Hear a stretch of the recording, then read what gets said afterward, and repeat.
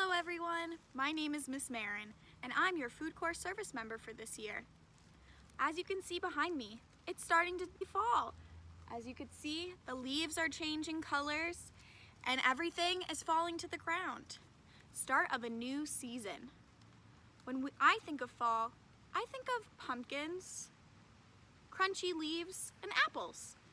Today, I want you to read a book with me. It's called The Apple Orchard Riddle by Margaret McNamara and G. Brian Karras. Let's go! The Apple Orchard Riddle by Margaret McNamara and G. Brian Karras.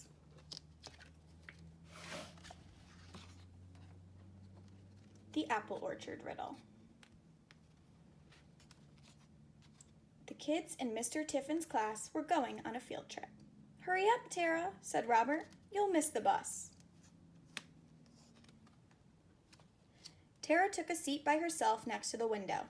She liked to look outside and wonder about things. "Tara's in dreamland again," said Anna. "The lights are on, but nobody's home," said Eleanor. Tara didn't hear them. She was too busy daydreaming. When they got to the apple orchard, everybody hurried off the bus. Everybody except Tara. Tara walked off slowly. "It takes me a little more time to do things," she said. "Yes, I've noticed," said Mr. Tiffin. The class gathered around the orchard's owner, Farmer Hills. "Today," she said, "we're going to take a tour of the orchard. We'll see how apples are picked and how cider is pressed. We'll watch apples get peeled by a special machine. And we'll pick some apples off the trees. Plus, I have a riddle for you to solve," said Mr. Tiffin. "What's the riddle?" asked Charlie.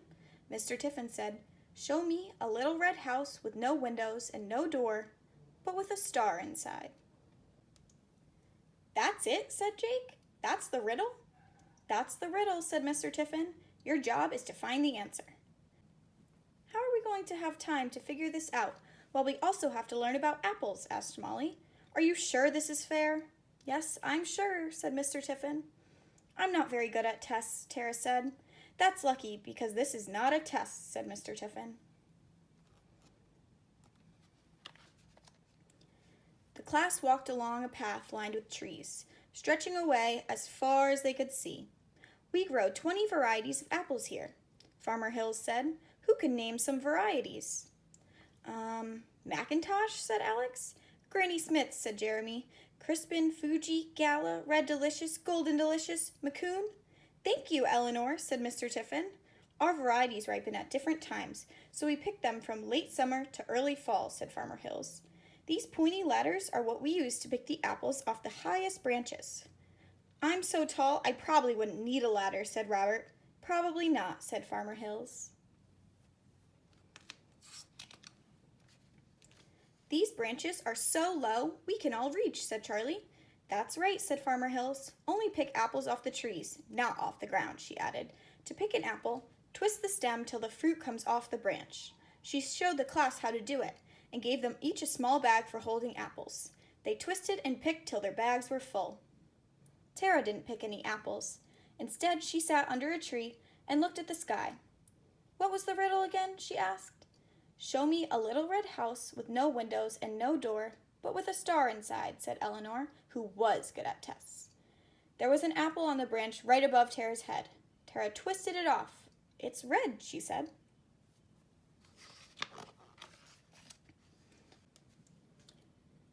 Farmer Hills showed the class where apples were stored. "We keep the apples cold and fresh in this storage barn," she said. "That way folks can enjoy them all year round." Jake noticed something about the building. "A red house," said Jake. "And no windows." "But it has doors," said Anna. "And Farmer Hills said it has apples inside, not stars," said Eleanor. "So this is not the answer to the riddle?" Jake asked. "Correct," said Eleanor. Tara wasn't looking at the barn. She was looking at her apple. She saw a tiny worm inside it. "Hey, look who lives here," she said. "Yuck, don't eat that one," said Robert. "I won't," said Tara. She laid the wormy carefully on the ground. Mr. Tiffin tossed her an apple out of his bag. She took a bite.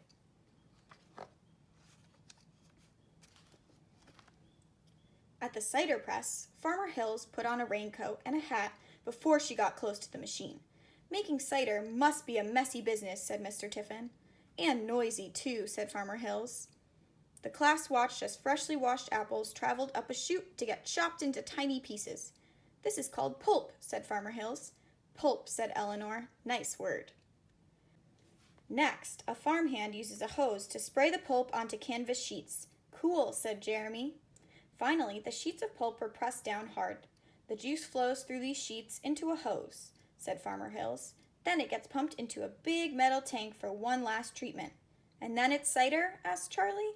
Then it's sterilized. And then it's cider, said Farmer Hills.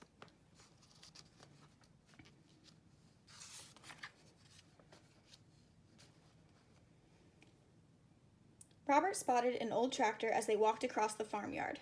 The tractor was red with rust. Hey, he called, this tractor doesn't have a window or a door. Alex and Charlie ran over. That's because it's a tractor, not a house, said Alex. It could be a house. For mice, said Charlie. Mice sometimes live in a tractor seat. Alex and Charlie and Robert poked around the seat. There were no mice. Maybe there's a star inside, said Alex. Robert and Charlie looked all over the tractor. It had a steering wheel and a gas gauge and a couple of pedals. But no star, said Charlie.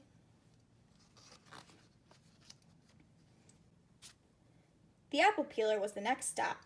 We use the peeled apples for pies and cakes, said Farmer Hills. She turned the machine on. It peeled each apple in the blink of an eye. Whoa, said Jeremy. That's fast. Do it again. Molly and Kimmy peered into the machine, but they did not get too close. It's sort of red, said Kimmy, even though it's a little silver. And there are definitely no windows, said Molly. No door either, said Jeremy. So we win. Yeah, but where's the star? Kimmy asked. The three of them watched as the machine peeled the apples one after another. No star here, said Kimmy. At the end of the tour, Farmer Hills took the class to the farm stand. Help yourselves to a cup of cider and a cider donut, she said. Just one each, said Mr. Tiffin. But Tara's not eating hers, said Jake. Tara was still munching on the core of her apple. Aren't you done with that yet? Said Robert. Not yet, said Tara. She chewed every last bite of it till she got to the seeds. 5 seeds, she said. Just then, Mr. Tiffin looked at his watch. Hey, class, he called. The bus will be here soon. Let's talk about what we learned today. We learned that apples come in a lot of different varieties, said Molly. Crispin, Fuji, Gala, Red Delicious, Golden Delicious, Macoun, said Eleanor.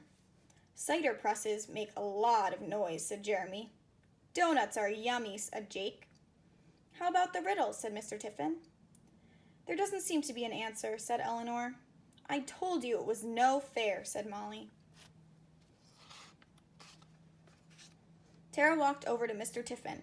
She had 5 apple seeds in her hand and a round red apple in another. She handed Mr. Tiffin the apple. This is a little red house with no windows and no door, said Tara. That's not a house, said Jake. It is if you're a worm, said Tara. Mr. Tiffin smiled at Tara. Go ahead, he said. I think there's a star inside this apple, said Tara, where nobody can see it. If nobody can see it, who cares, said Robert. I care, said Mr. Tiffin. Let's take a look. The class gathered around. Mr. Tiffin took the apple out of Tara's hand. Where's the hidden star? He asked.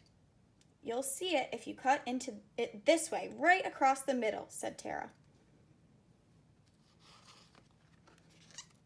Mr. Tiffin borrowed a small knife from Farmer Hills. He cut the apple in half right across the middle. When he pulled the apple apart, the class could see its 5-pointed star. Hey, Tara was right, said Molly. Just then, the bus rumbled down the lane. Let's give a cheer for Farmer Hills, class, said Mr. Tiffin. And they did. The donuts were great, Jake shouted. The class grabbed their jackets and bags and ran to go home. Come on, Tara, said Mr. Tiffin. When she got to the bus, Tara chose a seat by herself. She took a bite of an apple with a star inside. She looked out the window so she could daydream a little more. The end. Thank you for reading along. I hope you enjoyed.